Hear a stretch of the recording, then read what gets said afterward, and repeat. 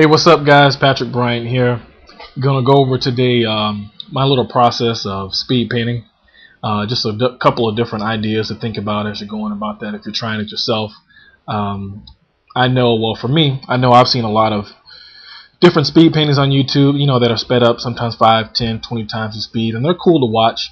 And what I wanted to do, just kind of go over what my thinking is and what am I thinking about as I lead up to a speed painting beforehand, before I start going. So I'll start one here in a minute, and just so you can see it real time, if you ever wondered, just how fast is someone going. I know I've wondered that myself, how fast are these guys moving, or girls, whatever. So this morning, I usually like to do these in the morning. It's a good way to warm up and just kind of get some ideas going. Some days I have no idea what I want to draw. So these up here at the top, these little scribbles of some silhouettes here are I actually did these left-handed just so I can get something really random, and I don't know what they are. They're just little scribbles, and I'll let my imagination sort of just pull something out of it. Just real quick doodling or whatever, just something like that with my left hand, whatever, just real fast. The ones here on the bottom I just kind of based off of just sort of like memory. And so like this first little pose here is just what I'm thinking a guy looks like as he's on a surfboard or whatever, and I'll turn that into something else. And this guy here, I was watching a lot of the NBA playoffs this weekend, and like a guy dribbling a basketball, just a really quick, rough, silhouette of some movement of what's going on. And this third guy over here was just I was watching some UFC this weekend too, and just maybe it looks like a guy's in sort of a pose that he's about to fight or something like that. So that's different ways you can go about establishing a quick little scribble or silhouette, is that you can base it off of things that you've seen, or if you just want to do something completely random and see what your imagination kind of pulls out. So this guy here I just did a minute ago, and he turned into this, which some type of futuristic cyborg Grim Reaper with a gun. I have no idea, but I know when I wake up in the morning I want to start drawing or painting, this isn't the first thing that pops into my head. So that's the great thing about these little silhouettes, is that you never know what your mind's going to bring out. And obviously very rough, very quick. I go through it pretty fast. I rounded it up to about 30 minutes because I got a little distracted with the phone call. So excuse me. Yep, just kind of going in, just randomly, just throwing on some different shades of gray and just seeing what comes out. So this is something that could lead to other characters, or if I wanted to refine this, spend a lot more time on it and mess with it. So it's great practice to if you're having artist block, you don't know what to do something random, completely random. And I have no idea how I came up with that. So it could be silly, it could be stupid, but it might lead to something that could be cool. If you have an art director or a client that gives you a random assignment like, oh, I want something futuristic and weird, and you're like, okay, and something like this could pop out. You never know. So I'm going to let's see here, we'll go ahead and start one, and let's see, I can close this guy out, and let's see, I'll use gonna use this surfer board guy, whatever.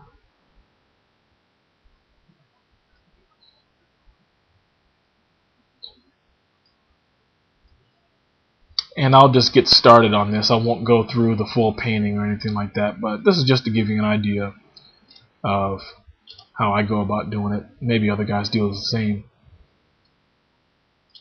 And I'll turn this into some type of after I finished the little doodle, first thing I thought of was some type of primitive or some type of warrior or something in the jungle or something like that. I don't know. So go ahead and get started here.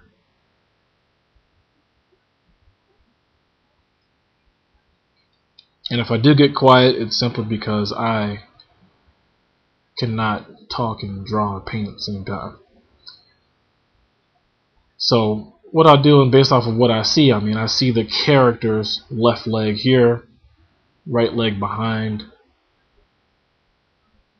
and maybe he's holding something knife or spear or something, some type of weapon, but I'll get to that. So, and I definitely, part of the best part about sketching or speed painting or whatever is the looseness, the roughness of it. That's sort of a little cool feel to it that I definitely maintain. And I just kind of just refine the form a little bit and just jacked up his foot right there, which is no problem, and I'll fix that.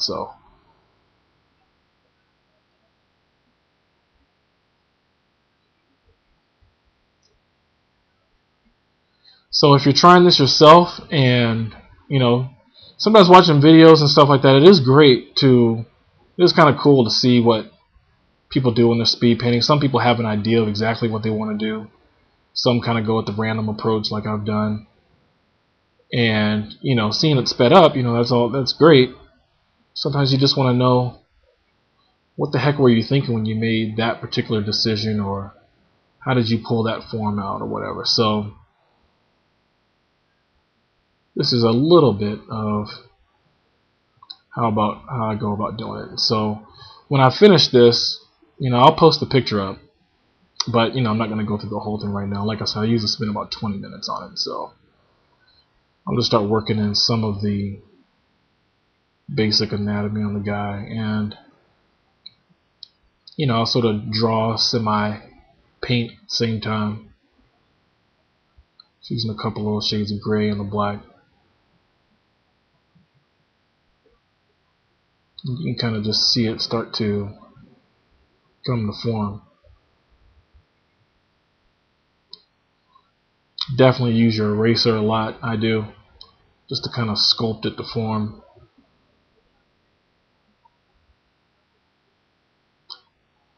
And have fun with it.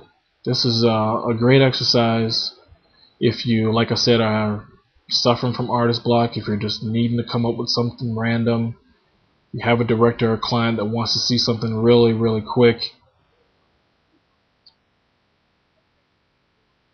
This is a great way to just kind of go about it. Or one way to go about it. It's a fun way to go about it, I know that.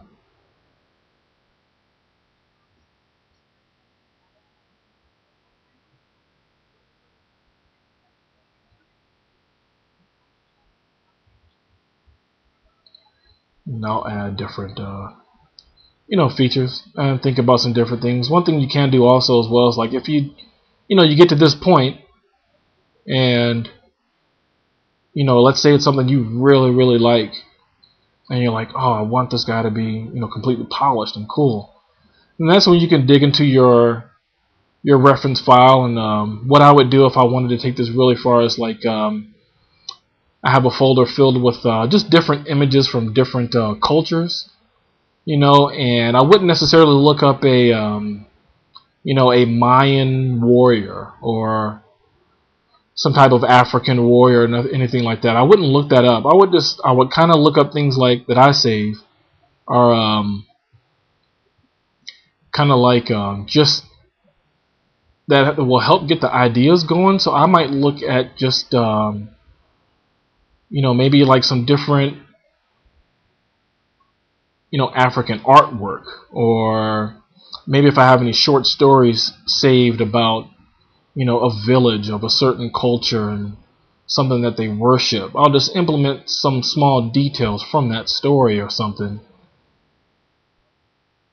and kind of add that to my character. So I don't want to get too deep into talking about reference and stuff like that, because it's definitely a difference between using reference for information and inspiration and copying.